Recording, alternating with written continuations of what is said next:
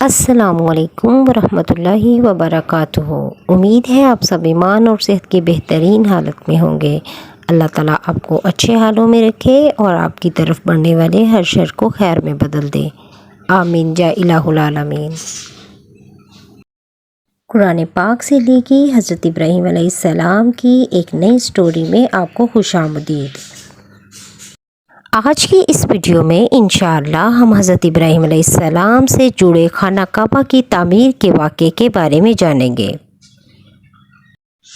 حضرت ابراہیم علیہ السلام اور حضرت اسماعیل علیہ السلام کے خانہ کعبہ کی تعمیر کا واقعہ قرآن مجید کی سورۃ بقرہ میں آیت نمبر 127 سے 129 میں بیان کیا گیا ہے۔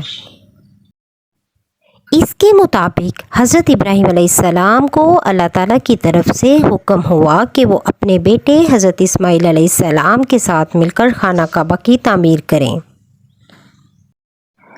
حضرت ابراہیم علیہ السلام نے اللہ کے حکم کی تعمیل کرتے ہوئے حضرت اسماعیل علیہ السلام کے ساتھ خانہ کعبہ کی بنیادیں اٹھائیں۔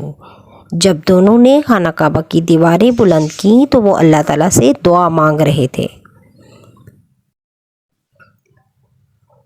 جس کا ترجمہ کچھ یوں ہے: اے ہمارے رب، ہم سے یہ خدمت قبول فرما، یقیناً تو ہی خوب سننے والا اور خوب جاننے والا ہے۔ یہ سورہ بقرہ کی آیت نمبر 127 ہے۔ جب حضرت ابراہیم علیہ السلام نے خانہ کعبہ کی دیواریں کھڑی کر لیں تو پھر اللہ تعالیٰ سے مزید دعا کی، جس کا ترجمہ کچھ یوں ہے: اے ہمارے رب، ہمیں اپنا فرما بردار بنا اور ہماری نسل سے ایک فرما بردار امت پیدا کر، اور ہماری عبادت کے طریقے دکھا اور ہماری توبہ قبول فرما، بے شک تو ہی توبہ قبول کرنے والا نہایت رحم کرنے والا ہے۔ یہ سورہ بقرہ کی آیت نمبر 128 ہے۔ جب حضرت ابراہیم علیہ السلام نے خانہ کعبہ کی دیواریں کھڑی کر لیں تو اللہ تعالیٰ سے مزید دعا کی: اے ہمارے رب، اور انہی میں سے ایک رسول بھیج جو ان پر تیری آیتیں تلاوت کرے اور انہیں کتاب اور حکمت سکھائے اور انہیں ظاہری اور باطنی آسائشوں سے پاک کرے، بے شک تو ہی غالب حکمت والا ہے۔ یہ سورہ بقرہ کی آیت نمبر 129 ہے۔ یہ واقعہ اس بات کی علامت ہے کہ خانہ کعبہ کی تعمیر اللہ کے حکم اور اس کی عبادت کے لیے کی گئی تھی، اور اس میں حضرت ابراہیم علیہ السلام اور حضرت اسماعیل علیہ السلام کی خلوص اور فرما برداری کی عکاسی ہوتی ہے۔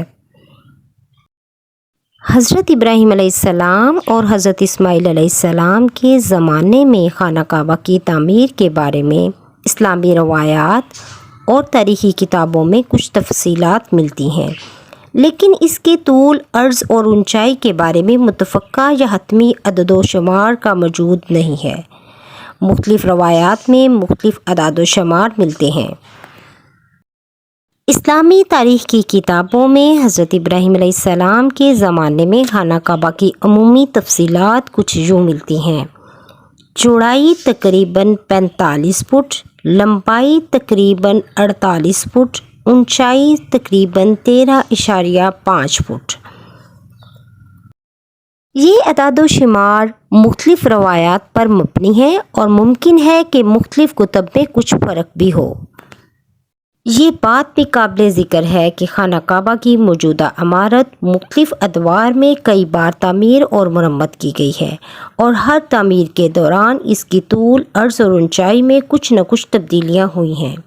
موجودہ خانہ کعبہ کی عمارت جو آج ہم دیکھتے ہیں، اس کی تعمیر مختلف اسلامی خلفاء، حکمرانوں اور مختلف ادوار میں کی گئی ہے۔ حضرت ابراہیم علیہ السلام اور حضرت اسماعیل علیہ السلام نے خانہ کعبہ کی دیواریں قریبی پتھروں سے اٹھا کر کیں۔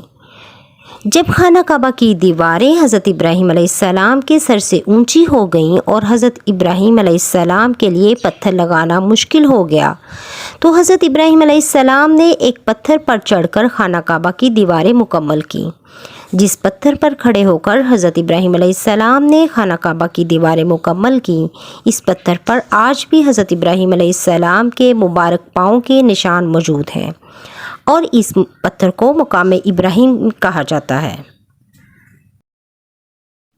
حتیم خانہ کعبہ کے شمال مغربی جانب واقع ہے۔ یہ نیم دائرہ کی شکل میں اور ایک چھوٹی سی دیوار سے گھیرا ہوا ہے۔ اسلامی روایات کے مطابق یہ وہ جگہ ہے جہاں حضرت اسماعیل علیہ السلام اور ان کی والدہ حضرت ہاجرہ علیہ السلام دفن ہے۔ حتیم کو خانہ کعبہ کا حصہ بھی سمجھا جاتا ہے اور اسے طواف کرتے وقت طواف میں شامل کیا جاتا ہے۔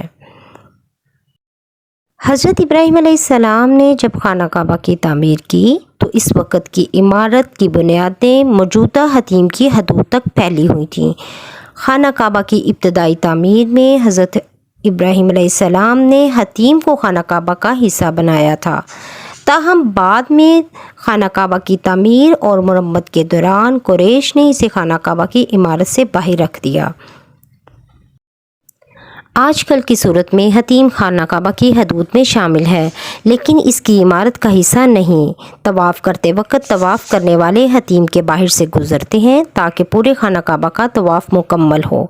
حتیم کے اندر نماز پڑھنا بھی مستحب سمجھا جاتا ہے کیونکہ یہ خانہ کعبہ کی حدود میں شامل ہے۔ امید ہے آپ کو آج کی ہماری انفارمیٹیو ویڈیو ضرور پسند آئی ہوگی۔ مزید اچھی ویڈیوز کے لیے اس چینل کو سبسکرائب کرنا مت بھولیں۔ جزاکم اللہ خیرہ۔